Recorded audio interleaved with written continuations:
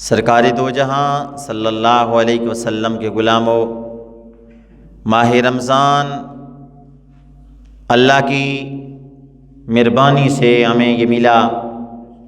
صحابہ کرام 6 مہینے پہلے آرزو کیا کرتے تھے، دعائیں کیا کرتے تھے، یا اللہ ہمیں رمضان عطا فرما، زندگی کے اندر یہ مہینہ ہمیں مل جائے۔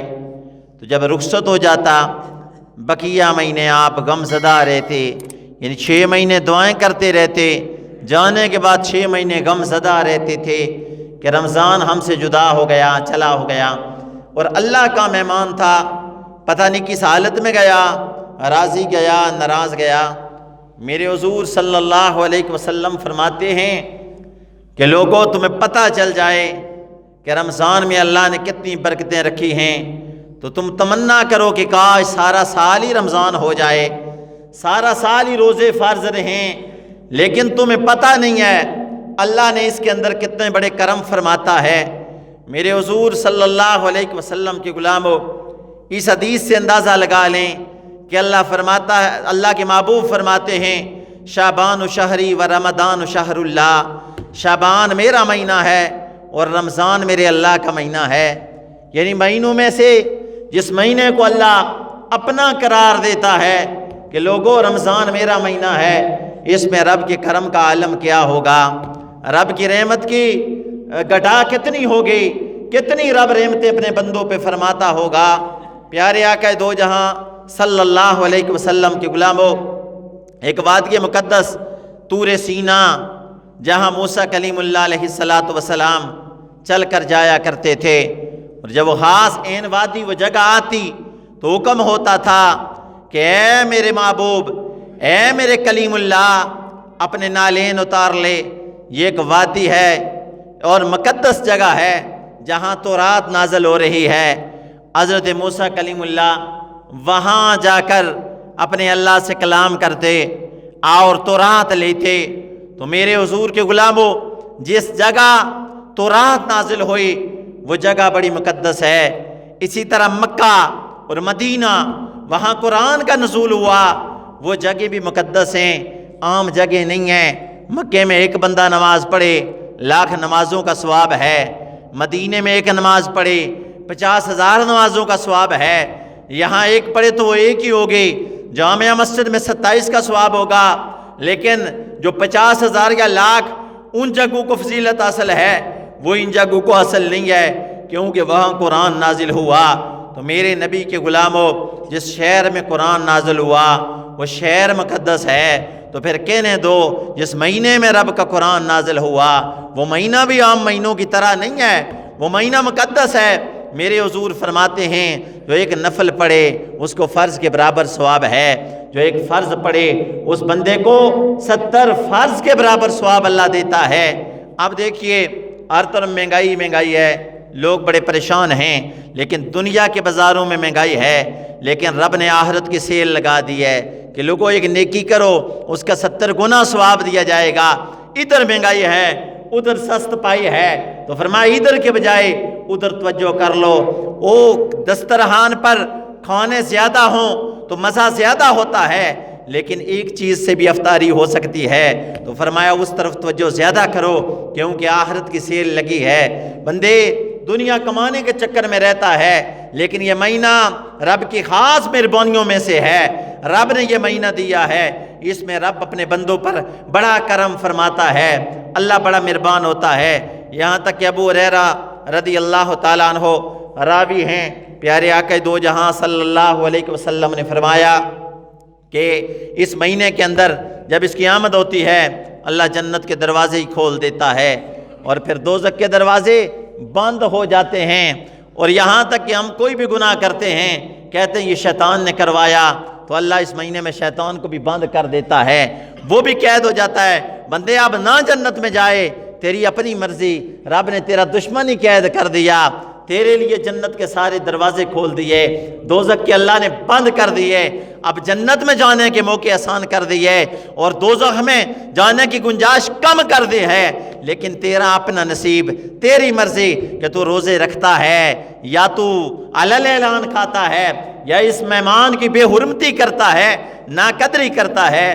اب کتنے لوگ ہیں جو کہتے ہیں کہ ہمیں بھوک لگتی ہے، روزہ ہم نہیں رکھ سکتے، لیکن یاد رکھو ایک وہ جو مزدور ہے سارا دن مزدوری کرتا ہے اور اس کے مقابلے میں ایک دوسرا ہے جس کو اللہ نے ہر شے دی ہے، مزدوری کی بھی ضرورت نہیں ہے، دن بھر وہ اے سی کے نیچے رہتا ہے، ٹھنڈک میں رہتا ہے، کوئی اس کو پریشانی نہیں ہے۔ اب دونوں کا روزہ ایک جیسا نہیں ہے، دونوں کا روزہ ایک جیسا نہیں ہے۔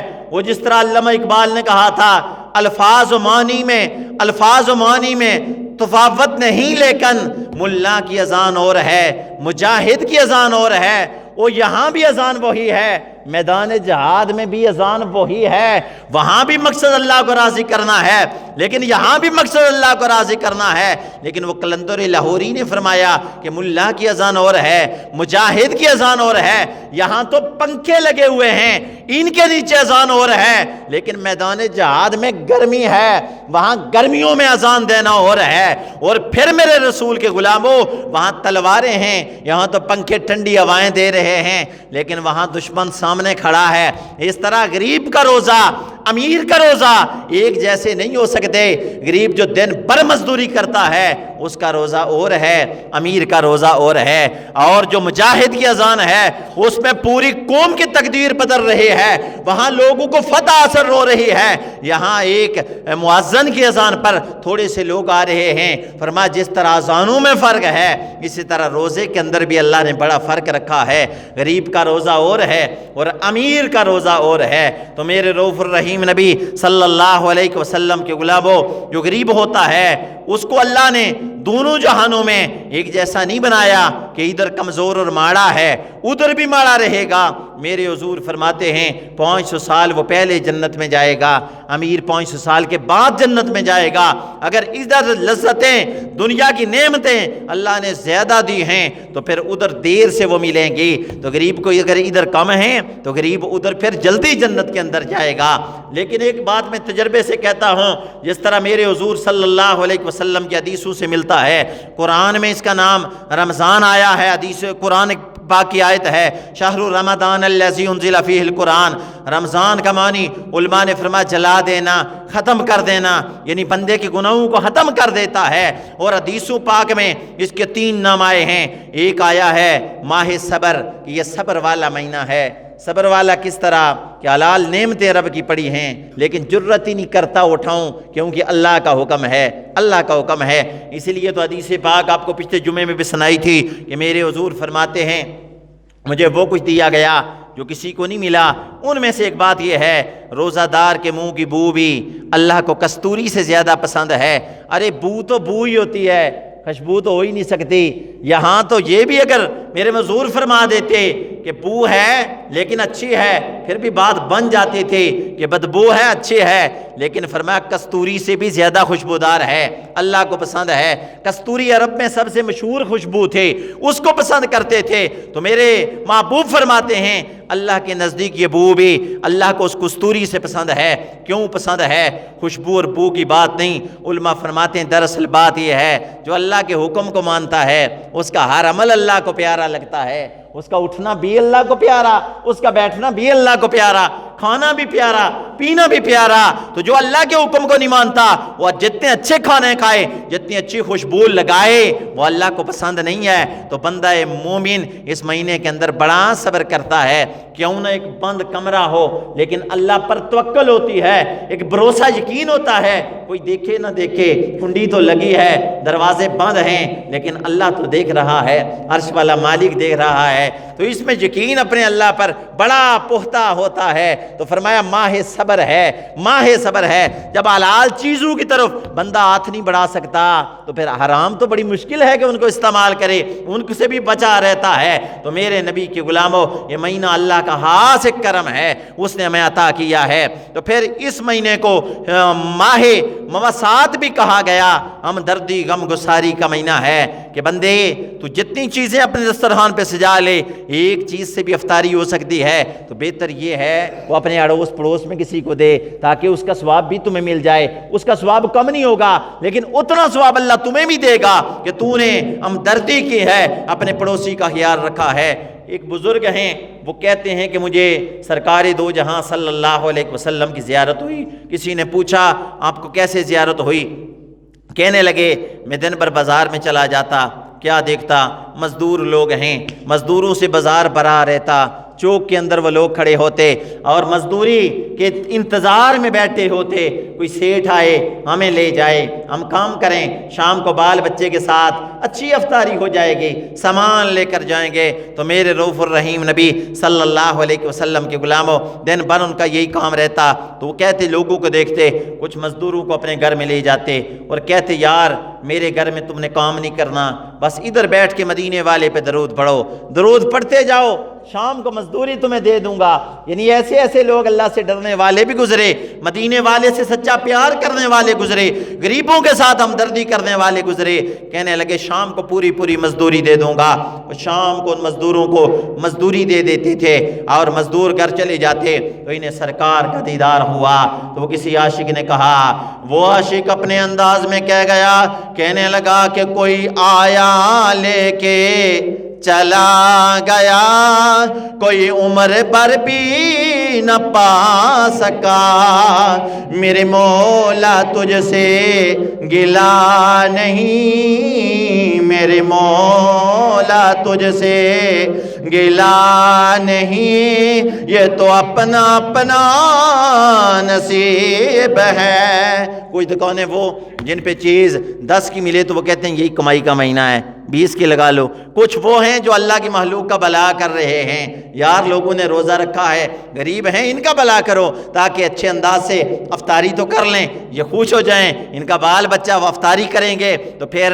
ادھر زبان سے دعا کرنے کی ضرورت نہیں، پھر پیٹ سے دعا، جیسے کہتے ہیں ٹڈوں دعا نکلنے، پھر ادھر سے دعا ان کے حق میں ہوگی۔ تو میرے نبی کے غلاموں، وہ اسی لیے تو کسی عاشق نے کہا، وہ کہتے ہیں کوئی آیا لے کے چلا گیا، کوئی عمر پر بھی نہ پا سکا، میرے مولا تجھ سے گلا نہیں، میرے مولا تجھ سے گلا نہیں، یہ تو اپنا اپنا نصیب ہے۔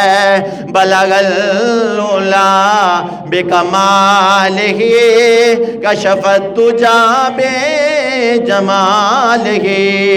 حسنت جمیع خصالہ، صلوا علیہ وآلہ۔ بلغ العلا بکمالہ کشف الدجا بجمالہ، حسنت جمیع خصالہ، صلوا علیہ وآلہ۔ تو میرے آقا کے غلاموں، یہ مہینہ بڑی عظمت والا، بڑی شان والا، اللہ کے کرم والا ہے۔ ایک بادشاہ کا واقعہ میں پڑھ رہا تھا، بادشاہ تھا، اس کے سامنے اس کے بڑے درباری گورنر لوگ کھڑے تھے۔ جب وہ اس کے سامنے تھے تو بادشاہ نے سب کو ایک ایک جوڑا دیا کپڑوں کا، فرمایا جا کر بنوا لینا، تیار کروا لینا۔ اس کی وہ جو سلائی ہوتی ہے وہ بھی دی، کہنے لگا جا کر یہ اجرت دے دینا، کسی درزی سے کاریگر سے کپڑے بنوا لینا۔ وہ سارے جانے لگے۔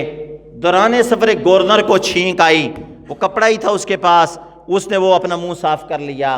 وہاں ایک اس بادشاہ کے ایک نوکر تھا جس نے دیکھا کہ اس گورنر نے اس کے لباس کی بے قدری کی ہے، کوئی اس کی تعظیم نہیں کی، دیکھیں اس نے کتنا اچھا کپڑا دیا لیکن اس نے منہ صاف کر لیا ہے۔ تو جب اس نے دیکھ لیا، بادشاہ کے سامنے آ کر چگلی کی، کہنے لگا بادشاہ تیرے کپڑے کی اس نے بڑی ناقدری کی ہے، اس نے تو منہ صاف کیا۔ بادشاہ نے گورنر کو بلایا، گورنر جب سامنے آیا تو بادشاہ کہنے لگا تو نے میرے کپڑے کی بے حرمتی کی ہے، میں نے تجھے دیا تھا لیکن تو نے قدر کوئی نہیں کی ہے اور تو نے منہ صاف کیا۔ کہنے لگا بادشاہ سچی بات ہے، چھینک آئی، میرا منہ گندا ہو گیا، وہ نزلہ زکام باہر آ گیا تو میں نے منہ صاف کر لیا۔ اتنے بادشاہ نے اس کو اس عہدے سے معزول کر دیا، کہنے لگا تو اس قابل نہیں تجھے گورنر بناؤں کیونکہ تو نے قدر نہیں کی میری۔ تو اس نے کیا کیا؟ معزول کر دیا۔ ایک دوسرا بھی گورنر تھا، وہ کہنے لگا بادشاہ میں بھی استعفیٰ دے رہا ہوں، میں بھی استعفیٰ دے رہا ہوں، یہ عہدہ میں بھی چھوڑ رہا ہوں، اور مجھے چھٹی دے دے۔ بادشاہ کہنے لگا میں تجھ سے ناراض تو نہیں ہوا، ناراض تو اس سے ہوا، تجھ سے نہیں ہوا، تو کیوں استعفیٰ دے رہا ہے؟ تو کہنے لگا بادشاہ بات اتنی ہے، وہ بندہ جس نے کپڑوں کی قدر نہیں کی، نا قدری کی، تو اس سے ناراض ہو گیا، تو زندگی بھی اللہ نے دی ہے، اگر اس کی قدر نہ کریں تو وہ اللہ بھی ناراض ہوگا، اگر اس کو یاد نہ کریں تو وہ بھی ناراض ہوگا، اس لیے آج میں استعفیٰ دے رہا ہوں۔ وہ جاتا ہے جنید بغدادی کی طرف، ان کے پاس جب گیا کہنے لگا اللہ کے ولی آپ مجھے مرید بنا لیں، میں آپ کا مرید بنوں گا۔ آپ نے فرمایا تو مرید بننے کے قابل نہیں ہے، کیوں؟ تیرے اندر بڑا ایک تکبر ہے، بڑا غرور ہے، تو کہتا ہے میں نے استعفیٰ دیا، میں نے یہ نوکری چھوڑ دی، تیرے اندر تو میں ہی بڑی ہے، اس لیے تو قابل نہیں ہے کہ میں تجھے جناب والا اپنا مرید بناؤں۔ وہ بابا بلے شاہ رحمت اللہ تعالیٰ علیہ نے بھی بڑے سانے انداز میں کہا، آپ فرماتے میں نو مار کے مجھ کر نکی کر کے کٹ، میں نو مار کے مجھ کر نکی کر کے کٹ، رب دے خزانے برے نے پھر جیوں چاویں لٹ۔ آپ فرماتے ہیں اس چیز کو ختم کر دے، میں اپنے اندر سے ختم کر دے، عاجزی اختیار کر۔ بلکہ بابا فرید بھی کہہ گئے، وہ بھی اپنے آپ کو مخاطب کر کے کہنے لگے، اٹھ فریدا ستیا جاڑو دے مسیت، تو ستا رب جاگدا تیری ڈاڈے نال پرید۔ اٹھ فریدا ستیا میلا ویکھن جا، متے کوئی بخشیا مل جائے تو بھی بخشیا جا۔ اٹھ فریدا ستیا تیری داڑھی آیا بور، اگا آیا نیڑے پیچھا رہ گیا دور۔ تو یہ وہ لوگ ہیں جو اللہ سے ڈرنے والے۔ جنید بغدادی کہنے لگے تیرے اندر فخر غرور ہے، تکبر ہے، تو اس قابل نہیں کہ تجھے مرید بناؤں، لیکن اگر تو مرید بننا چاہتا ہے پھر 2 سال ادھر میرے پاس رہے، 2 سال میرے پاس رہے، اللہ کی عبادت کر، عاجزی اختیار کر، پھر تجھے اپنا مرید بناؤں گا۔ ادھر وہ رہتا ہے تو پھر کیا کرتا ہے؟ عاجزی اختیار کرتا ہے، ادھر نوافل نمازیں، فرض نمازیں پڑھتا ہے، روزے رکھتا ہے، نفس کمزور ہو جاتا ہے۔ اس کے بعد آپ نے مرید بنایا۔ علماء کرام فرماتے ہیں یہ اللہ نے رمضان کا مہینہ اس لیے عطا فرمایا کہ بندے ایک تو تیرا دشمن ازلی شیطان ہے، اس کو قیدی بنا دیا گیا، لیکن دوسرا تیرے اندر اپنا نفس دشمن ہے۔ ان النفس لامارۃ بالسوء، یہ نفس ہے جو برائی کی طرف بندے کو مائل کرتا ہے۔ فرمایا روزے رکھ لے، یہ نفس بھی مغلوب ہو جائے گا، کمزور ہو جائے گا، تو اس لیے روزے رکھ۔ یہ اللہ نے رمضان کا مہینہ عطا فرمایا۔ تو میرے رؤوف الرحیم نبی صلی اللہ علیہ وسلم کے غلاموں، اس کا ایک نام میرے حضور فرماتے ہیں، اس کا ایک نام ماہ وسط رزق ہے۔ اس کے اندر مومن کا رزق بڑھا دیا جاتا ہے۔ میں یہ بات بڑے تجربے سے کہتا ہوں، اکثر احباب ہیں سفید پوش ہیں جو اپنی سفید پوشی کو ہمیشہ چھپانے کی کوشش کرتے ہیں، لیکن یقین جانیے جب کبھی میں دعا کرنے کے لیے جاتا ہوں اور پھر سامان ہوتا ہے تو بڑی مشکل سے اپنے آنسو پہ کنٹرول کرتا ہوں کہ میرے اللہ تو نے سفید پوش تو انہیں بنایا ہے لیکن دل بہت بڑا دیا ہے، بہت بڑا دیا ہے۔